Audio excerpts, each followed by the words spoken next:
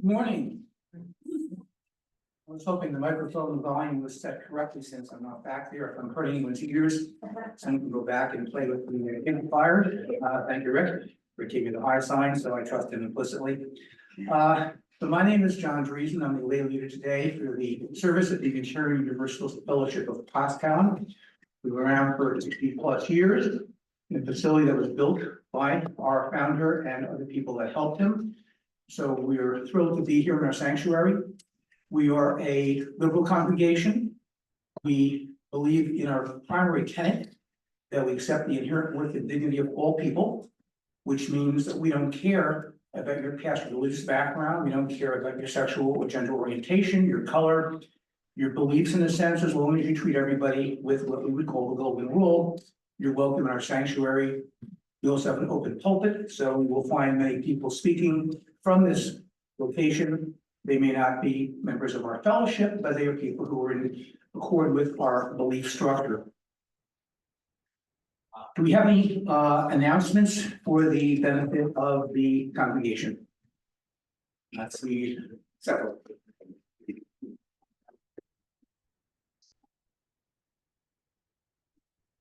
Hi, I'm Diane Evans. I'm the high priestess of Creators of the Empire, which is coming to the ASW and based here in Pottstown. This coming Saturday, we have an open celebration of Maven, which is the autumnal equinox. It is held at Ironstone Park. Gathering is at noon. All are welcome. It's not really appropriate for children under 15. And if they are under 18, they have to have a parent present, but it's open to anyone. There is a flyer on the bulletin board and then a couple of extras on the credenza next to the kitchen door. So if you are interested, take on, and if not, you know, it seems to give you all the information you need. Thank you.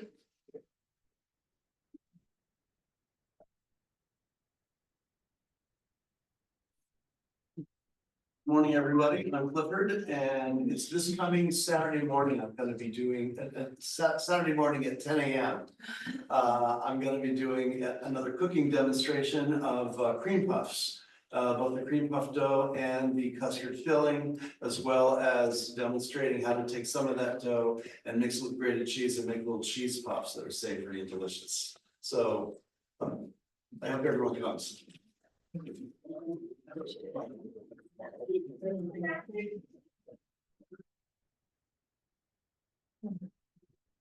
Hi, I'm Linda. I have a few announcements. The first of which is I will be placing another order for giant cards. So if anybody wants one, please let me know. Second is I've got good news. We've got another long-term renter. We now have somebody who's going to rent the minister's office. So you will see that I have gone through to try to clear it out and make some space for this individual.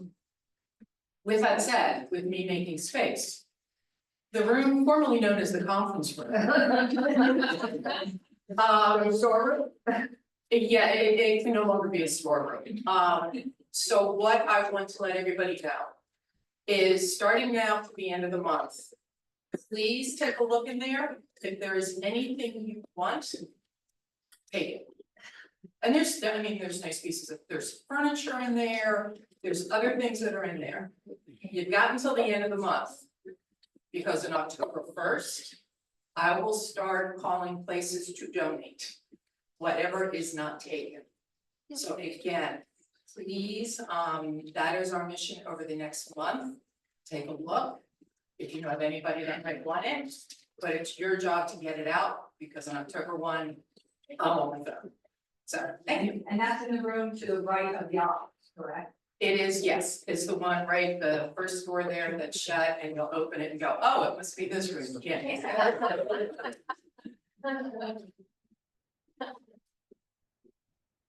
I'll add one other comment about on behalf of Linda. For those who are new, remember, if you use the giant cards, we get 5% of that money back into our pockets here. So it's part of the treasure that helps the fellowship endure, at least what it may be.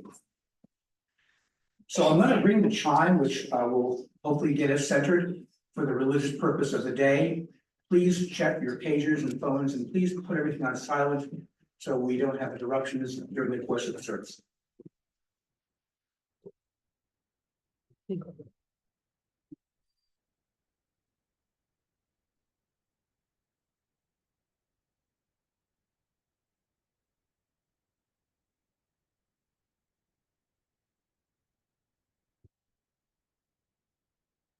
Okay, so please rise as you're willing and able for our first hymn, one of my favorites from one of the martyrs over at Kopak, who perished in Auschwitz in 1944 for his beliefs. No, there it is. It does say that, doesn't it? I'll be darned. Yes, we will, and we have a chalice lighter. That would be great. We'll get those things. But that's why we have people who remind us. The chalice lighting is one of my favorites as well from outside. And we have an announcement. Chalice is going to be lit with force. Less symbolism in that. So the reading is from Albert Schweitzer. At times our own light goes out and is rekindled by a spark from another person. Each of us has cause to think with deep gratitude of those who have lighted the flame within us. Okay, and then to resume more or less before. Humor is good for the soul. So it's opening hymn number 8, Mother's Spirit, Father's Spirit. As you sing the words, I don't know when Norbert wrote this, but think of this man who was in Auschwitz, perishing during World War II, and I think the lyrics will have more resonance if you do that. So please stand as you're willing and able.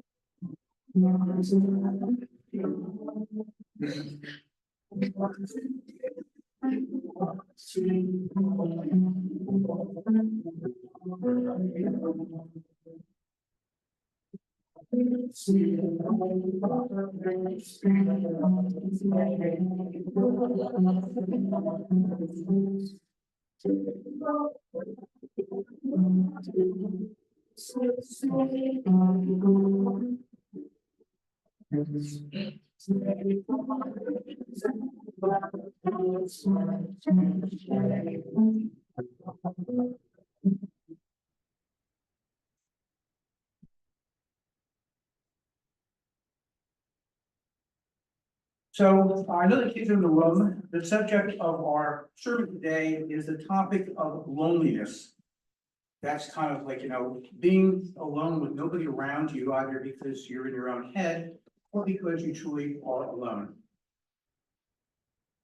So as you're enduring, or are you enduring a time of loneliness?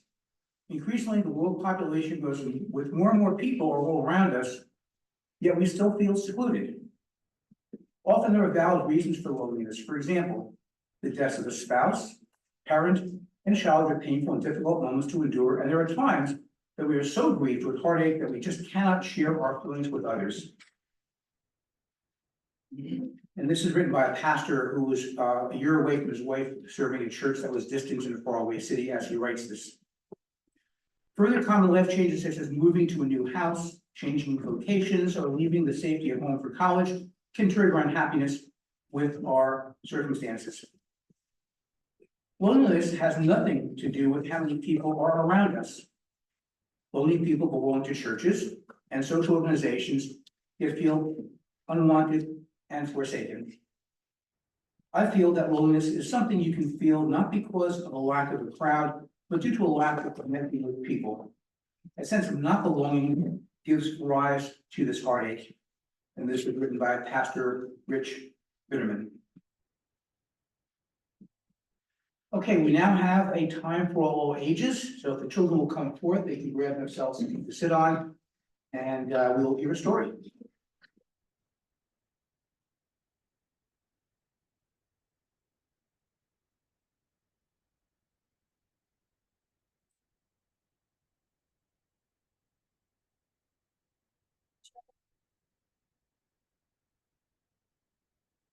It's not actually a story today. John, I just want to talk to you guys for a little bit. So.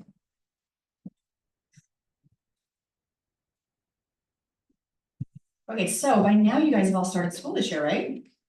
Been 1 week, 2 weeks? I know it's been 2 weeks for my kids. Have you been in school for 2 weeks now? You liking it so far? Sorry to hear that. So yeah, new grade. I know you guys are fourth graders. I've got a second grader over there. You gonna come up? No? Okay. Some of you guys are in a completely new school building this year. I know we've got some kids that just started middle school. So, do you guys like your teachers so far? Yeah? Not even one? You have a favorite teacher? Do you have any friends in your class? What? Cyrus, do you have a friend in your class? Yeah, your best friend, right? Sure. Yeah. Okay. Have you made new friends?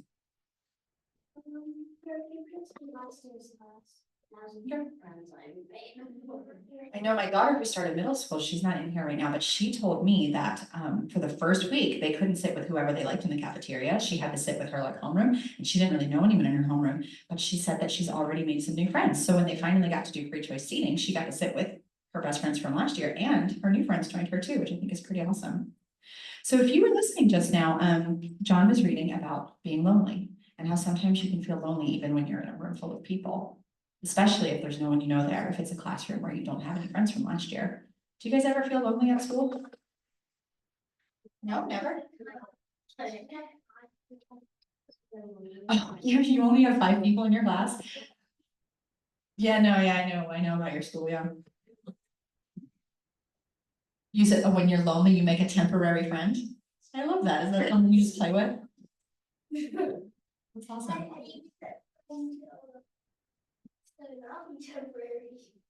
That's a great question. He said, how do you make that friend be not temporary anymore? You sit with them all the time? Do you learn their names? So many times my kids have made friends on the playground, instant friends, and then I'm like, oh, who's that you're playing with? And they're like, nah. My new best friend for the last 20 minutes on. So, maybe your best friend from last year isn't in your class this year. Maybe you don't have anyone to sit with at lunch, even though the cafeteria is crowded. When you feel like that, when you feel lonely, what are some things you can do about it? I mean, you just said temporary friend. Is there anything else you can do about it? Tell jokes. I like that. To who? Just to the people around you? And everybody will see. Draw attention to yourself, basically, is what Cyrus just said. Okay. So yeah, Reverend Cheryl is here today to talk to the rest of the congregation about loneliness, and John was reading about that, and I wanted to talk to you guys about school. Just like your school is a big crowded, well, or maybe a small community, right? Your church is a community too. You guys have friends here, and you have people that care about you. So you have your parents, but I want you guys to look around, look behind you. Do you see all of these other grown-ups in this room? Every one of those grown-ups cares about you. They are part of your church community.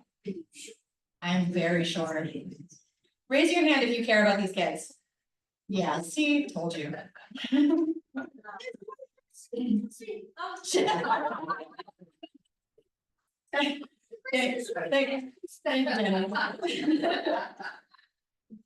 So I want you guys to know, if you are ever feeling lonely at school or at church, even if you're in a crowded room, if you're feeling lonely, I want you to remember that you have that community, you have that friendship, and you have that care. And you can hold that in your heart, no matter where you are. Okay?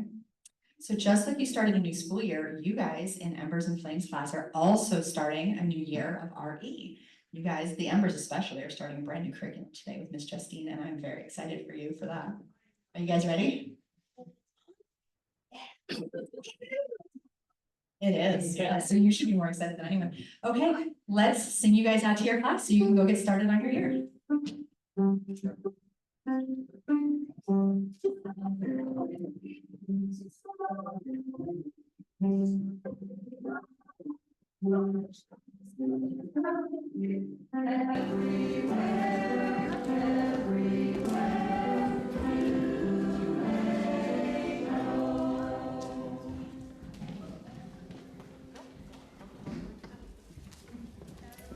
There comes a time, I feel like I'm going to do an oration here, but there comes a time where we do ask for something from you as opposed to receiving the words of wisdom, hopefully from this direction. And we have three things that make the fellowship work, and those are time, talent, and treasure. This is a time where we ask you to share some treasure, some spare change you may have for the benefit of the fellowship. Yes, we have another renter, which is great, but money is always helpful to us to expand our mission of social justice, among other things. So, as you're able, we thank you.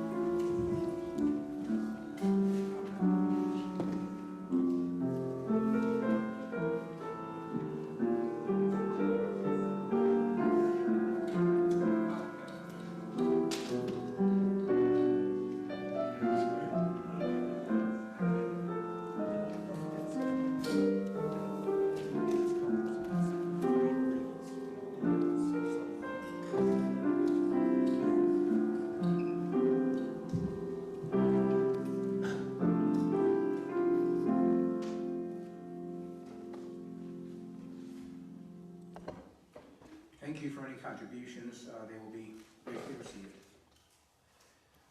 So, next hymn, number 99, I felt was kind of appropriate to the topic of loneliness, which is spiritual. Nobody knows the trouble I've seen. So again, hymn 99, please stand as you're willing and able.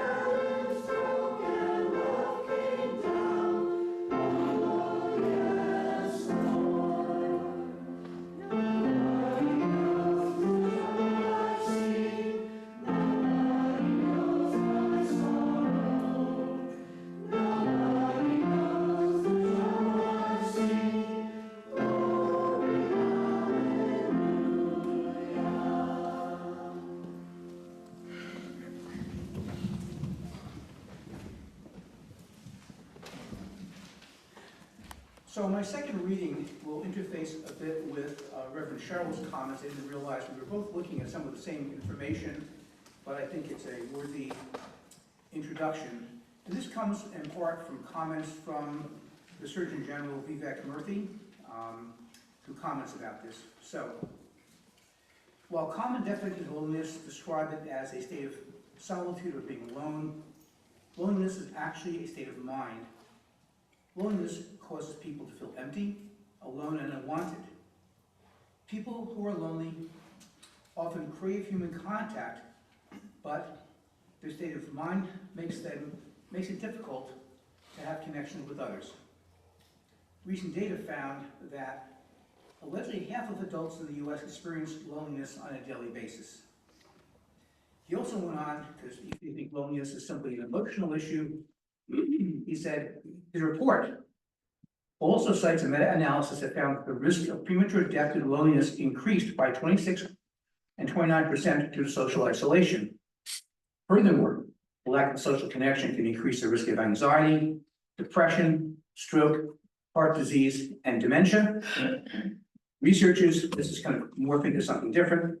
Researchers suggest that loneliness is associated with social isolation, poor social skills, introversion, and depression. And loneliness, according to many experts, as we said before, is not necessarily about being alone. If you feel alone and isolated, then that's how loneliness plays into your state of mind. For example, a college freshman might feel lonely despite being surrounded by roommates and other peers. A soldier beginning their military career might feel lonely after being deployed to a foreign country, despite being constantly surrounded by other troops. And so with that introduction and those thoughts, I will leave the lectern to our guest minister, Reverend Schell Mindshine, someone I've known for a long time, who's been here several times to regale us with her sermons. They're always short. I never forget her comment. She said, when we talked about her sermons, she said one of the things that she was taught someplace was that we adults have very short attention spans. And so she tends to make her sermons such that they are no longer than the interval between commercials on TV. We shall see. So we'll enjoy her sermon, and there'll be time for discussion as always, because usually her sermons are very thought-provoking. And so I like to use some time after she finishes. Got comments from anybody who wishes to chime in. Carley Schell.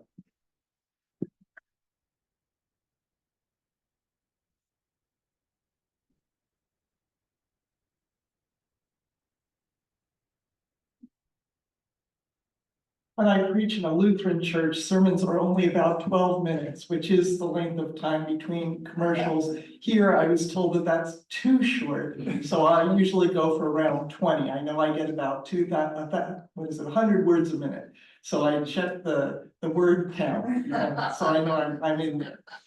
So always good to be here, regardless of how long it is. I was surprised when I went to my family doctor this year for my annual checkup, because in addition to talking about shots and screening and risk of fall, he wanted to talk to me about loneliness. And when I asked him what that was about, he told me that Medicare had identified that as a topic that doctors were supposed to bring up in your annual exam. Indeed, Dr. Vivek Murthy, as John mentioned, the Surgeon General in charge of identifying public health issues, had indicated that loneliness was an increasing important health issue for Americans. So this took me down a bit of a rabbit hole, because I was then curious about other topics that Dr. Murthy had identified, and I came up with the following list, any of which would be an interesting topic for a Sunday gathering: parental mental health and well-being, firearm violence, social media, youth mental health, workplace well-being, health misinformation, and health worker burnout. So I thought, what out of all the issues that could face American public health, those were the ones he identified as something we need to be working on. But let's get back to loneliness as a question of health and start with the definition. As John said, according to Murthy, loneliness is that feeling you get that you're lacking the social connections that you need. So different people are going to feel loneliness differently. But he also breaks it down into 3 specific types: intimate, the kind of relationship you would have with close confidants or partners, relational, which would be friends, and collective, which is a community that would share your sense of purpose and interests. He also makes a distinction between loneliness and solitude, where solitude is defined as a peaceful aloneness or voluntary isolation. Another interesting thing to know about loneliness is that its opposite, community or companionship, is evolutionarily favored. And that makes sense.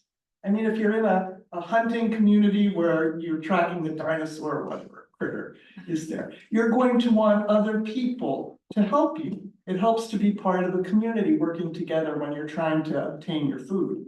The same is true now, where it takes a lot of people with a lot of different skills working together to survive and thrive. Helps in any kind of invention. When a community can do better brainstorming and collaboration, when different perspectives can be seen, seems like we're hardwired to be together. A neuroscientist from UCLA, Dr. Matthew Lieberman, found that when we think about community or social thinking, that's actually our default mode. He found that when we're done doing things that he calls non-social thinking, like solving math problems or doing your taxes, the network for social thinking comes back on like a reflex when you're done that. Again, it's our default. But when we're removed from or choose not to be involved with our social groups, the people with whom we're normally connected, a type of hypervigilance, I guess you could call it, sets in to try to figure out who outside of our group is trustworthy and who isn't. And fight or flight can actually kick in, which can be exhausting and unhealthy as stress hormones increase cardiovascular stress and inflammation. Medically, a growing number of research papers report that loneliness is associated with a greater risk of coronary heart disease, high blood pressure, stroke, dementia, depression, and anxiety. Studies also show that lonely people are more likely to have lower quality sleep, more immune system dysfunction, more impulsive behavior, and impaired judgment. And these negative mental health impacts can spiral into an increasing tendency to withdraw, which causes more loneliness and increases social isolation. It seems like depression, social anxiety, and loneliness seem to go together. So given these physical and mental health challenges around loneliness, how do we address it? Well, depends on who you're talking to. Different cultures and different genders approach loneliness differently. So let's take a look at some of the differences. Turns out that here in the US, loneliness is more pronounced than it used to be in the good old days. Today, except maybe for Pennsylvania, people tend to move farther from families than they did in earlier times. And that lessens the kind of built-in support that you could depend on from family members. And in that case, making connections with people who aren't your biological family has to be even more intentional. In communities that don't tend to move away, think like the Amish or communities of Southern European background, think Italian or Greek. Loneliness doesn't come from not having family connections, but it tends to become more of an issue when an individual doesn't fit into that society's norms. If you're Amish and you want to become a worldwide travel agent, never getting married, that's going to be a problem and could increase the feelings of loneliness inside that group. As far as gender goes, even though studies show that men and women have roughly equal rates of loneliness, they tend to deal with it or experience it differently. As one researcher put it, women talk face to face, while men talk shoulder to shoulder. Researchers have found that men tend to form connections more easily when the connection or the conversation is not the focus, but the focus is making or doing something together. And we can talk about that. That fits my perception. I'd be curious to know what you think about that. For men, connections seem to come more through banter than deep conversation. Curiously enough, this pattern repeats regardless of the culture. But those connections, especially for men, are essential.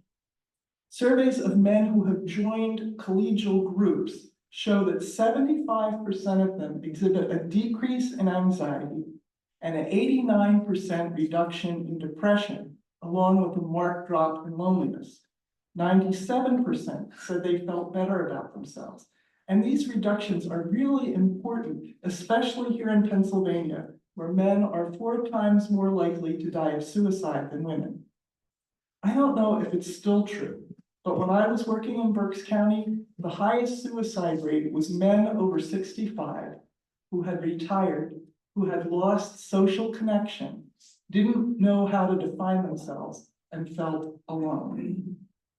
For women, it seems that loneliness is less a sense of purpose as a sense of not being good enough, worthwhile enough, or as popular as others.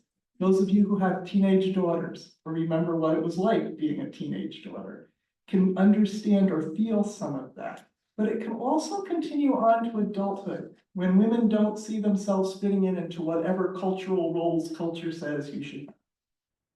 These issues have been around for a long time, but Murthy lists several reasons that seem to be making loneliness even more of an issue now. One of them, of course, is screen time. While moderate use of screen time does not seem to be detrimental to adolescents, high levels can contribute to loneliness. It's a mixed blessing. While I use social media to be in contact with people who are far away, with kids especially, or adults, it can also make loneliness worse by causing unhealthy comparison, making bullying worse, or substituting minimal relationships for face-to-face ones. And I learned a new term the other day. Have you ever heard of phubbing? P-H-U-B-B-I-N-G. That's, okay, I hadn't heard it either. That's when the person you're having dinner with is more interested in watching their phone than talking to you. Okay? And it should come as no surprise that people whose partners phubbed them reportedly had more fights and less relationship satisfaction than those where phubbing was less frequent. Makes sense. A second factor for loneliness increasing is an increase in immigration, where individuals move away from their home culture, hoping for a better life. And when that happens, you've got loss of family and friends, loss of language, often loss of identity and status, or career, or stigma with being an outsider. And that would definitely cause loneliness. The third one, of course, is increase in lifespan. As we live longer, I've talked to many senior citizens in their 80s and 90s or 100 who have lost their friends. They're alone and they can feel it. I was a little surprised, but not surprised at the fourth thing Murthy noted. Can you guess what else he would say has increased loneliness these days? Any suspicions of things I haven't mentioned yet? He says the climate of distrust and division that hangs over most of the world has increased loneliness. If you have lost a family member or friend due to the increasingly divisive climate we found ourselves in, you can understand how this would impact on loneliness. More lack of connection, more loneliness. But how do we address it? And Murthy, in his book, suggests 2 approaches. One is interior, one is more exterior.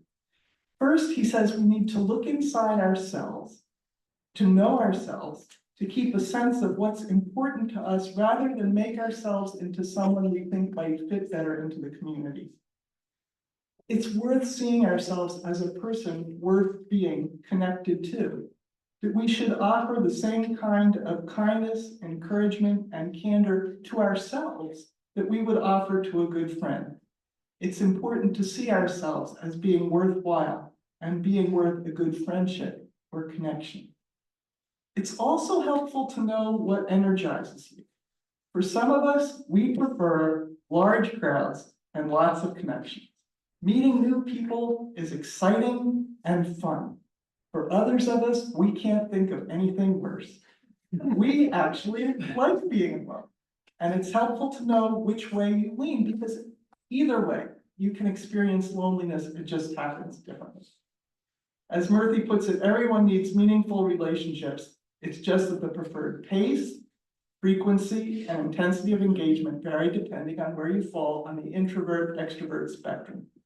We need the right kinds of connections to do with less loneliness. And as far as reaching out to others, let's go back thinking about the different kinds of relationships we need, the really intimate ones, which is generally about 15 people. The next level, which would be friends, and the next level, which would be more less intimate connections.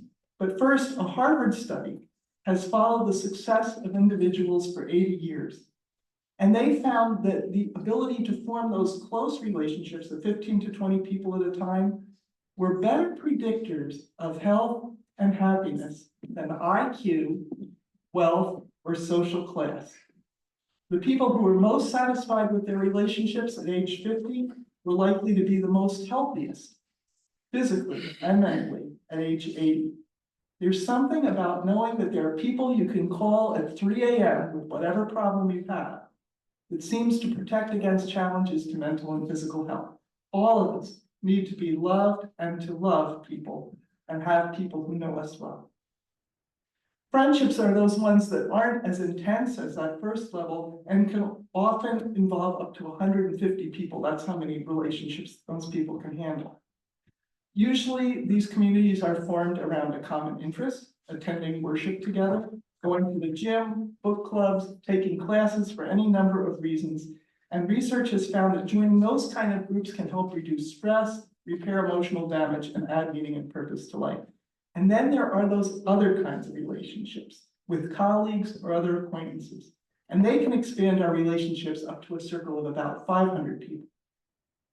I was surprised to read in a 2017 study on the state of the workplace that just 40% of American employees strongly agreed that their supervisor or someone at work seemed to care about them as a person. Only 40%. Does that sound right to you? Yes, okay. And 40% might be generous depending on where you work, I suppose. And when those kinds of connections aren't there, communication, collaboration, and productivity are going to go down.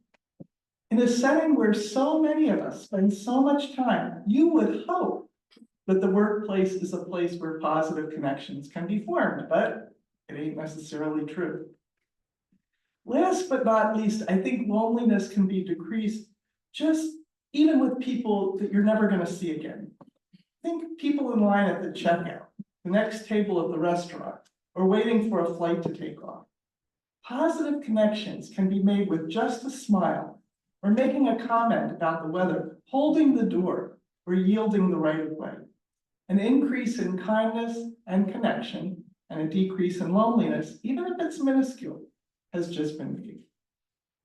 The last chapter of the book focuses on helping our children and youth build a more connected and compassionate world by decreasing loneliness.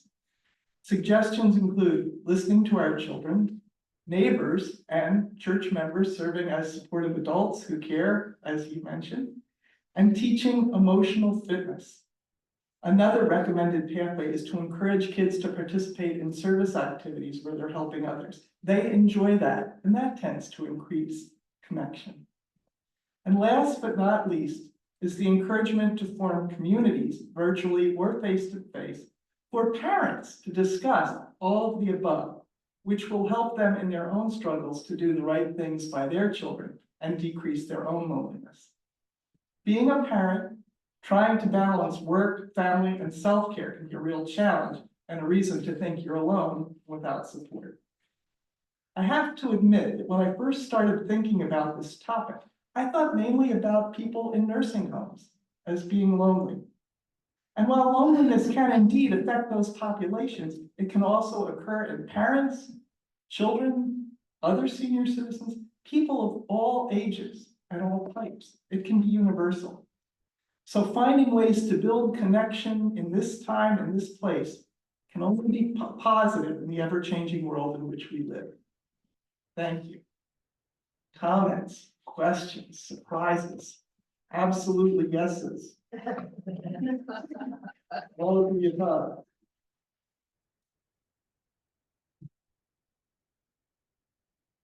I just wanted to share real quick, you reminded me of something, my two younger kids go to East Vincent, and this year they're starting this brand new program that's really promising, and I think they're calling it family group time. And each teacher, and I think some of the specialist teachers, get assigned basically a family of kids, and it's no one from their class. And it's like 2 to 3 kids from each grade, K to 6, so it's like sort of 14 to 21-ish kids. And those kids will be a family, like, for the rest of the year. Huh. And they've tried this at other schools, and the principal was telling us all about it. It sounds really amazing. Having those relationships like across all the grades, and then also having that extra adult who's like not your regular teacher, like, you know, that like doubles the number of adults in their life in elementary school in their lives who they feel like they can go to and talk to and trust. And I'm really excited to see where this program goes. The principal was telling us that the other schools that have tried it have seen huge improvements in just social emotional awareness and like mentoring, just all these wonderful things. And I think loneliness will also, I think the kids they're gonna have not just their classmates, but like these older and younger kids in their family. Yeah, I think every kid needs an adult who's not their parent to be supportive. And that would help. Hi, my name's Chad. I really appreciate the talks that you give. You do a great job. When you said that you think mostly about people in nursing homes, I think mostly, I teach 8th grade who are 13, and I teach freshmen at Monaco who are 19 and some adult learners. And when I think of that age span, they are extremely lonely. There's a really good book that came out on March 24th of last year called The Anxious Generation by Jonathan Haidt. You've probably seen Jonathan Haidt floating around on social media, but anybody who's a parent of somebody really 10 to 24, I highly, highly, highly recommend that book. I have 2 copies. I'll actually bring a copy if you want one. But social media impacting the relationships it's like unbelievable. It came to mind when you said the males are shoulder to shoulder, because males tend to do online gaming together. So they're teaming up to do a task. They don't need that depth. Females are on social media, and it's like this transactional social world with really, really high stakes. And when I talk to my students about it, I say back in the good old days, it was in the 90s when I was growing up, the ADHD males were the ones who were the highest percentage of attempted suicide, because nobody wants to be friends with an unpredictable 12-year-old. Like, you're the last to get invited to parties, whatever. Now our female teenagers are the highest suicide attempts. Some studies say 1 in 6 female high school students has not just thought about suicide, but made a plan. 1 in 6 females. It's really stark, but it's those surface level relationships that have very high stakes. But then it's when they're in home, they're not getting the community of their family, because they're in their room serving the social media or compiling data on the social media. So just working with those age groups, it's really scary. Just to put a positive spin on it, schools are doing things like she's saying. Some schools call them houses, where it'll be like, you know, your buddies through the grades. What I'm personally doing is based off of a Harvard study about the soft skills. And really, when you look at their social media usage and their screen usage, I think part of what's making them lonely, depressed, whatever, I'm sorry, I'm rambling, is they've lost the soft skills. They don't do conflict resolution. You get the bully moved out of your class, and then you're safe forever. They don't do, they can't weather the storm of bad feelings, because we take everything away and don't let them kind of grow through the pain. So I'll end with this analogy that Jonathan Haidt makes in the 3rd chapter of The Anxious Generation, that when they planted trees in the biodome, are you guys familiar with the biodome experiment? When they planted trees in the biodome, they would reach maturity and they would fall over, because the researchers didn't realize how much trees need wind and weather to reinforce and stand strong. So it's like we've robbed that from childhood, but then we've given them a cell phone where they're exposed to pornography before their first kiss. 1,500 followers at the age of 12, but only 2 real friends in their life. And they value the 1,000 followers over the 2 friends. It's just really interesting whatever, but the whole premise of the book is how lonely these kids are. And it's kind of counterintuitive because you think, well, they're more connected than any generation ever, but it's not healthy connections Yeah. like the ones that you outlined in your talk. Yeah, it's a tough time to be a kid and a parent. Yeah, I mean, when you said parent fatigue, like I felt that, because I'm a neo-Luddite and I'm fighting against like my kids, you know, I don't care, I'm a brick wall, they can tantrum all they want, like. When the time limit was up, the time limit was up, I don't care what you say, if you fight with me, I'm taking the TV, and then you'll have nothing. But even that, I feel like there's so much friction, because I'm holding firm. And I sympathize with parents who are like, yeah, I would rather not spend an hour and a half before fellowship when they wanted to do Xbox and their chores were done and I'm fighting with them. But, you know, there's kind of no right way because there's no parenting manual that ever prepared us for the pervasive nature of technology and social media and all this kind of stuff. So we're all kind of communally learning as we go.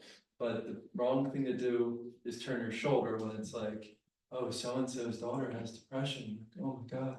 You know, that's the wrong thing to do. We need the parent communities where we're coming together and we're talking openly like this, like, yeah, I'm really worried. I don't know. His behavior really changed. In the book, the last section of the book, Anxious Generation, is like parenting tips, how long the detox takes when you take their phone away, because it mirrors depression.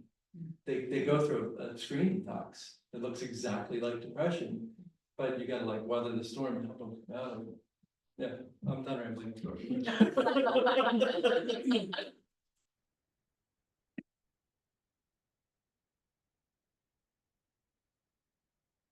Hi, I'm Lisa. I wanted to tell you that yesterday I was at my 60th high school reunion. And it was a reinforcement of the family-ness of the high school class I was in. And it was a small high school in Harrisburg, William Penn. It doesn't exist anymore. But we were so glad to see each other and keep in touch. And it was like no time had passed in between. And I was most delighted at the end. A good friend of mine, who I was in many classes with, came and told me that he also admired my mother and the things that she did. So there was that like related familyness and the familyness of that group. So let's, you know, go for reunions. Lisa? While Chad was talking, something hit me. I lived in a townhouse community. And behind mine, we call it the fishbowl, but it's this big open area with the houses around it.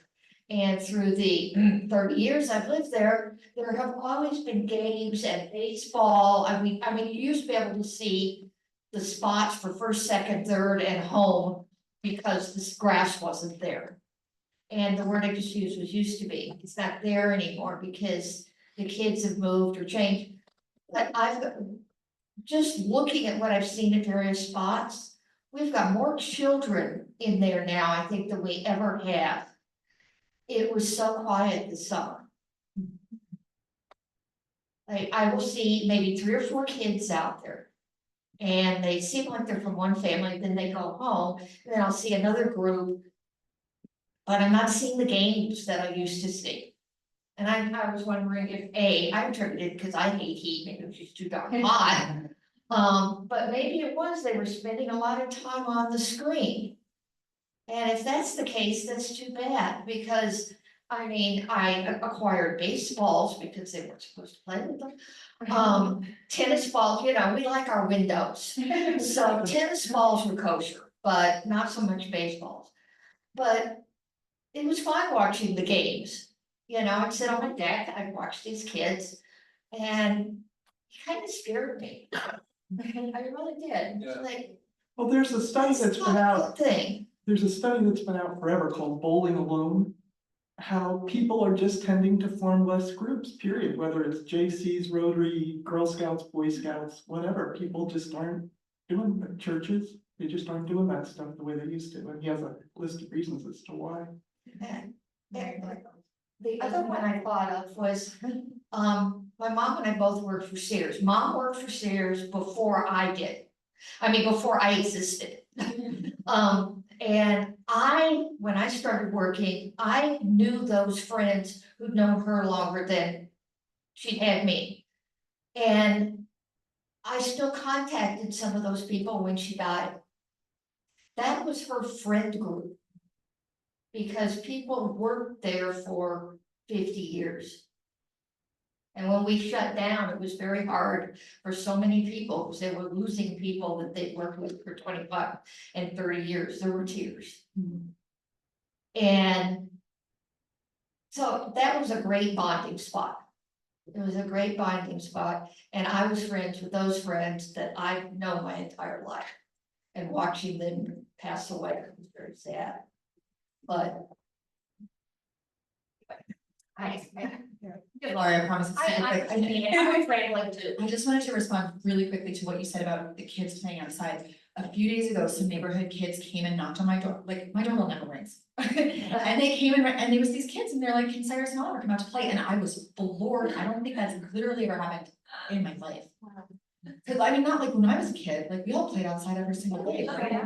Did you ride a bike to your friend's house? But they went out and they were like around the corner, like one of the kids had gotten a new dirt bike and he was like letting the kids practice in the driveway. There were like 12 little kids in the and I was like, I thought I was gonna cry. It was like the best thing. Like, I hope this happens more often.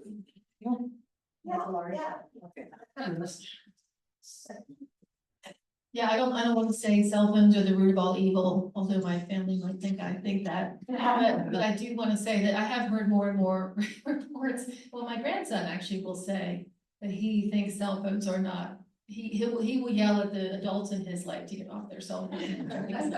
But I've heard more and more reports in the news about schools, you know, of course, banning cell phones during the day. And putting them into the magnetic pockets or whatever they do to keep them from the. And that one teacher, some teachers are actually choosing schools to work in because that school has a cell phone policy. And they're saying, one teacher said, I was like so happy. They said, when we had a break in the class, the kids were actually talking to each other, you know, which was like, I mean, that's like a big deal. Those little moments when you have to connect with each other, if they're barred by some other activity that's being chosen, then that makes a big difference. And I'll say also that my daughter has a sister who's 18, and she actually blames the adults in her life and the adults in her generation for letting her have a cell phone. She feels like there should have been, like she has actually a resentment. She feels like that would you agree this? She feels that she's somewhat impaired now because the people let her have this. Yeah. And she's a bit angry, I think. Yeah. So it's an interesting thing to think about. Kara is very sweet, but she does think that the cell phone was a bad thing for her. I'm one of those people that didn't like going to parties when I was younger. I am still a very introvert, but I learned eventually how to love my connections. And when my husband left, I really made a very strong effort to get out. I went to high school reunion, high school people. I went to hiking. I joined a whole lot of stuff. But I teach at a university. I have noticed over the years, I teach there for 20 years, and I never used to have to worry about the students getting to know each other or working together. And because of the way it is now, where everybody has a cell phone, and they don't talk to each other in between, even when given the opportunity, I now force it on them. All of my classes, every one of them has teams. That teams have to get together. They have to, come up with team names and stuff, and they have a project to do that's a whole semester long. And they're not allowed to not talk to each other about it. They have to, but I think it's just one of those things that's really important that we all encourage all of those others in our lives to do it. And I know how addictive it is. So social media is very addicting. I have to stay off. I do not have Facebook on my phone anymore because it was so addictive. I would spend 8 hours on it when I had other things that I needed to do. And so I know how addictive it is, but. There's a gentleman in the back. Oh, there's one more. Who else? Be over there. No, I guess I'm wrong. I just had one more happen. Well, somebody else The has. fact that teachers are telling children to talk in class.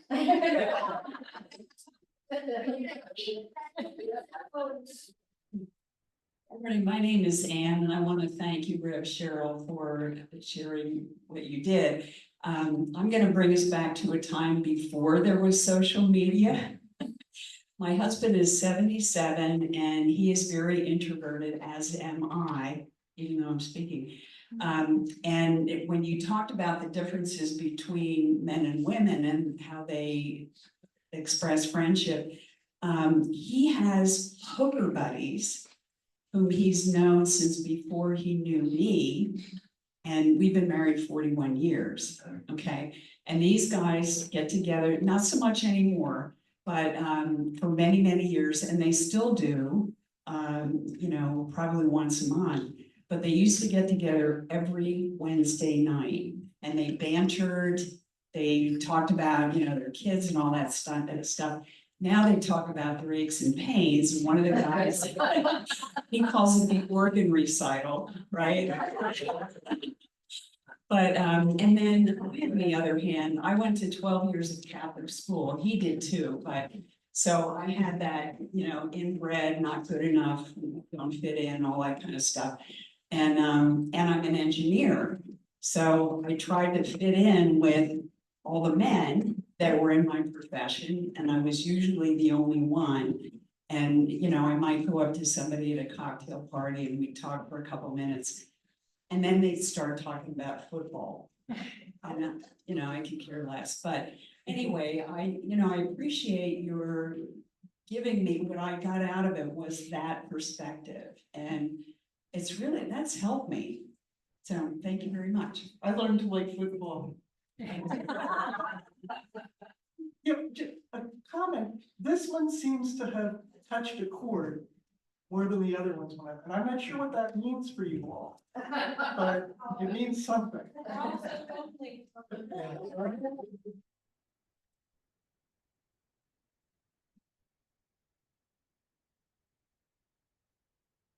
Okay, well, we can always count on Reverend Cheryl to produce a topic which makes us talk a lot, and that's good.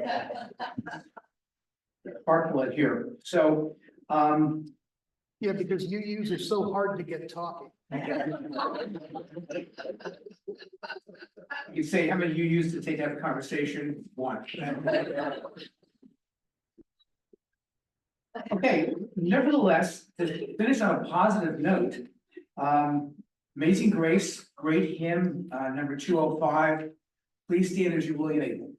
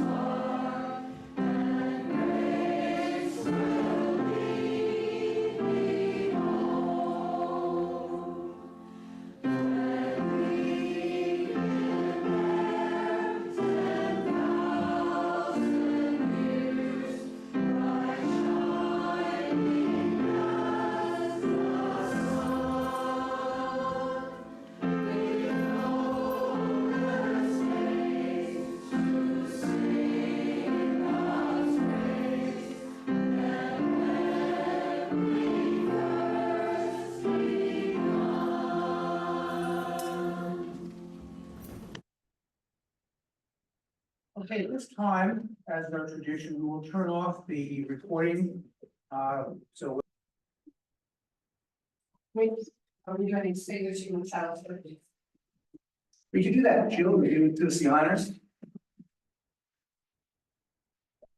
If you want to read your order of service, we have words that we commonly use for extinguishing the shall, so if we can unison go through those. We extinguish this flame. The light of wisdom. One of the community. Each of these carry our hearts and in our hands.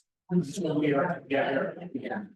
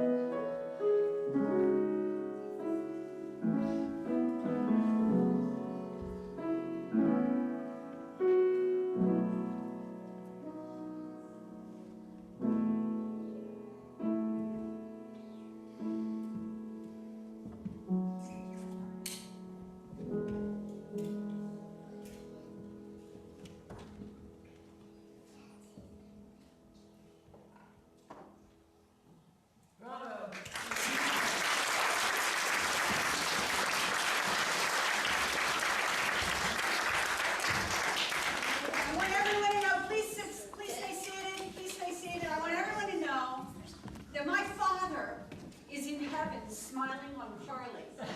This is my father's piano, for those of you who don't know. So I just wanted to let you know that. But stay seated for a moment.